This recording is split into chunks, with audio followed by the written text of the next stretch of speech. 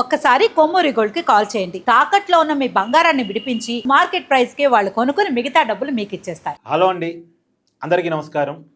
బుధవారం అమరావతిలో అగ్ని ప్రమాదం జరిగింది. ఎల్ఎన్టీకి సంబంధించినటువంటి పైపులు పూర్తిగా కాలిపోయాయి. పైపులు కాలిపోవటమే కాదు, అక్కడ ఉన్నటువంటి అమెరికా కన్స్ట్రక్షన్ కంపెనీకి సంబంధించినటువంటి చాలా థింగ్స్ కూడా అగ్నికి ఆహుతైపోయాయి. అసలు ఈ అగ్ని ప్రమాదం ఎలా ఏర్పడింది? ఒక అనుమానం ఏంటి అంటే, అక్కడ పెద్ద ఎత్తున గడ్డి ఉంది, ఎవరో సిగరెట్ తాగి కింద పడేసి ఉంటారు. ఆ తాగి కింద పడేసినటువంటి సిగరెట్ మంట గడ్డికి అంటుకొని మంట లేసి ఆ మంటల్లో పైపులు కూడా కాలిపోయి ఉంటాయి, ఇలాంటి మిగతావి కూడా కాలిపోయి ఉంటాయి. ఇది ఒక రకమైన అనుమానం. కానీ ఒక సిగరెట్ కాల్చి ఆర్పకుండా కింద పడేసినంత మాత్రాన ఏదో పెద్ద స్థాయిలో మంట రావటం, ఇంత పెద్ద ప్రమాదం జరగటం సహజంగా జరగదు కదా. అందులో ఎల్ఎన్టీ పైపులు చాలా స్ట్రాంగ్ పైపులు, టెక్నాలజీ మిళితం చేసి తయారు చేయబడ్డ పైపులు. అవి అంత ఈజీగా తగలబడవట. అవి భూగర్భంలో అమర్చేటువంటి పైపులు చాలా స్ట్రాంగ్గా ఉంటాయి. మరి దాన్ని ఏదో పెట్రోల్ పోసి కావాలని కాలిస్తే తప్ప అంత ఈజీగా కాలే పైపులు కాదు. మరి ఏం జరుగుంటుంది? ఇక్కడే ఒక రకమైన అనుమానం, అక్కడ ప్రజల్లో కావచ్చు, ఈవెన్ ప్రభుత్వ అధికారుల్లో కావచ్చు, ఒక రకమైన అనుమానం ఏంటంటే, దీని వెనకాల ఏమన్నా కుట్ర ఉందా? ఇది ప్రమాదమా లేక కుట్రనా? కుట్ర అనేటువంటి అనుమానానికి మనం ఎందుకని ఆలోచనకి వెళ్లాల్సి వస్తుంది అంటే, గతంలో కూడా అమరావతి నిర్మాణ పనులకు మోడీ గారి చేత పునర్శంకుస్థాపన చేపించడానికి పిలిచినప్పుడు, సభ పెట్టినప్పుడు మోడీ గారు వచ్చిన రోజు 2 అగ్ని ప్రమాదాలు అమరావతి ఏరియాలో జరిగాయి. ఇప్పుడు ఎక్కడైతే అగ్ని ప్రమాదం జరిగిందో ఆ ఏరియాలో ఒకటి, మోడీ గారికి హెలిప్యాడ్ ఏర్పాటు చేసిన దానికి కూతవేడి దూరంలో మరొక అగ్ని ప్రమాదం జరిగింది. ఆ రోజు జరిగిన 2 అగ్ని ప్రమాదాలు, ఈరోజు జరిగిన అగ్ని ప్రమాదం, ఇవన్నీ కూడా అమరావతి అంటే ఇష్టం లేకుండా ఉన్న వాళ్ళకి, అమరావతి పనులు వేగవంతం అవుతున్నటువంటి సమయంలో అమరావతి పనులను డిస్టర్బ్ చేయాలి, అక్కడ ప్రజల్ని భయభ్రాంతులు చేయాలి అనేటువంటి కారణం చేత ఎవరన్నా చేస్తున్న పనుల అనేటువంటి ఒక అనుమానం మాత్రం క్లియర్గా కలుగుతూ ఉంది. అమరావతి ప్రాంతం అంతా కూడా ఇప్పుడు సీసీ కెమెరాలు ఏర్పాటు చేస్తున్నారు. రేపొద్దున ఇలాంటి అగ్ని ప్రమాదాలు ఏం జరిగినా సరే కారణాలు తెలుసుకునే రకంగా జాగ్రత్తలు తీసుకునే ప్రయత్నం చేస్తున్నారు.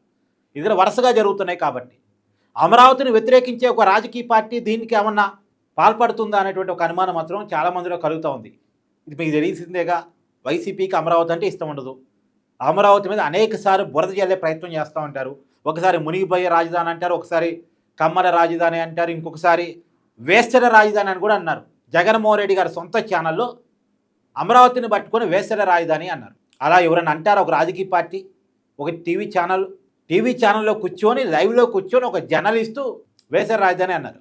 అనగానే ఆ గెస్ట్ని ఏమన్నా get out from my studio అని ఆ డిబేట్ నిర్వహిస్తున్న కొమ్మనేని శ్రీనివాసరావు గారు సీనియర్ జర్నలిస్ట్ అన్నాడా? అనలేదు. పైగా నవ్వి ఊరుకున్నాడు. డిబేట్ని కంటిన్యూ చేశారు. సరే, దాని మీద కేసు నమోదైంది, అది వేరే విషయం. నిజానికి అమరావతి ప్రాంతంలో ఉన్న మహిళలందరికీ ఆ కామెంట్ తాకిద్ది, తప్పది. ఆ కామెంట్ అలా చేయకూడదు. ఆ ఛానల్కి చైర్మన్గా ఉన్నటువంటి వైఎస్ భారతి గారు కూడా అమరావతిలోనే స్టే చేస్తారు, అమరావతిలోనే ఉంటారు. అక్కడ తాడేపల్లి ప్యాలెస్ ఉంది, దాంట్లోనే జగన్మోహన్ రెడ్డి గారు, భారతి గారు నివాసం ఉంటారు. మరి ఆ ప్రాంత మహిళలందరినీ మూగమ్మడిగా ఒక మాట అంటాం ఏంటి? ఎంత తప్పు, ఎంత పొరపాటు! ఆ పొరపాటుకి చెంపలేసుకున్నారా? తప్పైంది క్షమించమని ఒక ప్రకటన అడిగారా? భారతీ గారి నుంచి కనీసం ఒక స్టేట్మెంట్ మనం చూసామా? ఆమె ఛానల్లోనే కదా ప్లే అయింది. సరే, అది కూడా వాళ్ళ విజ్ఞతకు వదిలేస్తే, అమరావతి మీద ఒక అక్కసునైతే వాళ్ళు పదే పదే వెలిబుచ్చుతున్నారు. జగన్మోహన్ రెడ్డి గారి స్టేట్మెంట్స్ మీకు కావాలంటే అమరావతి మీద మీరు యూట్యూబ్లో కొట్టుకుంటే చాలా వస్తాయి. నదీ గర్భంలో కడుతున్నారని ఒకసారి మాట్లాడిన అక్కడ కామెంట్స్ కానీ ఇవన్నీ మీకు గుర్తు చేస్తున్నా, అంతే. మీ అందరికీ ఐడియాలో ఉన్నాయి, నాకు తెలుసు. అయితే గతంలో కూడా ఈ అగ్ని ప్రమాదాలు ఇప్పుడు 3 చెప్పాను కదా. మోడీ గారు వచ్చిన రోజు 2, ఈ రోజు 1, నిన్న జరిగింది 1, మొత్తం 3 చెప్పాను కదా. గతంలో కూడా 2014 నుంచి 2019 మధ్య చంద్రబాబు నాయుడు గారు విభజిత ఆంధ్రప్రదేశ్కి మొదటిసారి ముఖ్యమంత్రి అయిన తర్వాత, అప్పుడు అమరావతిని రాజధానిగా ఎంపిక చేసుకున్న తర్వాత కూడా రైతుల పొలాలకు నిప్పంటించేవాళ్ళు. భూసేకరణకు సన్నద్ధమైనటువంటి రైతుల పొలాలకి నిప్పంటించే సందర్భాలు చాలాసార్లు ఉన్నాయి. చెరుకు తోటలకు నిప్పు పెట్టడం, దాని మీద అప్పట్లో వైసీపీ నాయకుల మీద, నందిగం సురేష్ మీద కూడా కేసు నమోదైంది. రైతుల పంటలకు నిప్పు పెట్టాడు అనే ఆరోపణలు ఉన్నటువంటి నందిగం సురేష్కి వైసీపీ 2019లో ఎంపీ టికెట్ ఇచ్చి గెలిపించారు. అంటే ఇదంతా అమరావతి మీద కోపం. అమరావతి మీద కోపం ఎందుకు వైసీపీ కంటే, అది చంద్రబాబు నాయుడు గారు కడుతున్నారు కాబట్టి కోపం, అది చంద్రబాబు నాయుడు గారు ఎంపిక చేసిన ప్రాంతం కాబట్టి కోపం. అంతకుమించి వేరే ఏ నిధులు ఉంది? అక్కడ పోయినసారి 2019 ఎన్నికలు వైసీపీనే గెలిపించారు. అక్కడ ప్రజలు ఒక ప్రాంతంలో మంగళగిరి నుంచి ఆల రామకృష్ణారెడ్డి గెలిచాడు, తర్వాత రాజధాని కోరియా నుంచి ఉండవల్లి శ్రీదేవి ఎమ్మెల్యేగా గెలిచారు వైసీపీ నుంచి. అప్పుడు వైసీపీని అక్కడ ప్రజలేమి శత్రువుగా చూడండి. కానీ వైసీపీ మాత్రం అక్కడ ప్రజల శత్రువుగా చూసి కారణం అక్కడ ప్రాంతాన్ని చంద్రబాబు నాయుడు గారు అభివృద్ధి చేద్దాం అనుకుంటే రాజధానిగా మారుద్దాం అనుకోవటం ఆ ప్రాంత ప్రజలు శాపం అయిపోయింది. జగన్మోహన్ రెడ్డి గారికి వాళ్ళంతా శత్రువులు అయిపోయారు అక్కడ జనాలు. అక్కడ వైసీపీ కార్యకర్తలు కూడా శత్రువులే.